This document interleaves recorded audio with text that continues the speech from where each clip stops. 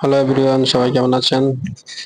আমরা যারা Facebook YouTube কাজ করি, প্রতিনিয়ত চিন্তা করি যে আমরা কি নিয়ে ভিডিও বানাবো।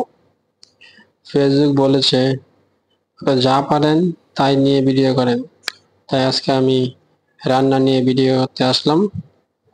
ছোট্ট একটি রান্না করছি, ইনশাআল্লাহ সাথে থাকবেন সবাই, দেখবেন কেমন হয় রান্নাটা আমার।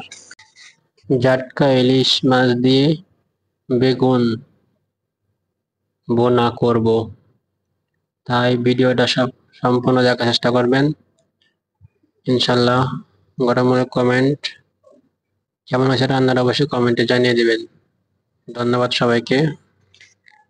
ভিডিওটা ভালো লাগলে অন্যকে দেখার সুযোগ করে দিবেন। বেচালা মানুষের রান্না কেমন হয় জানি না।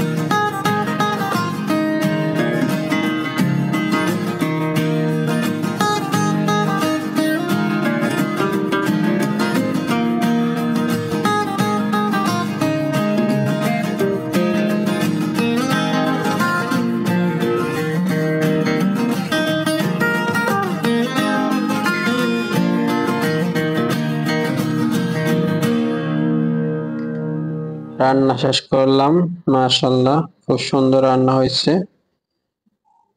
জাটকা ইলিশ মাছ দিয়ে বেগুন বোনা, সেই টেস্ট হবে ইনশাল্লাহ।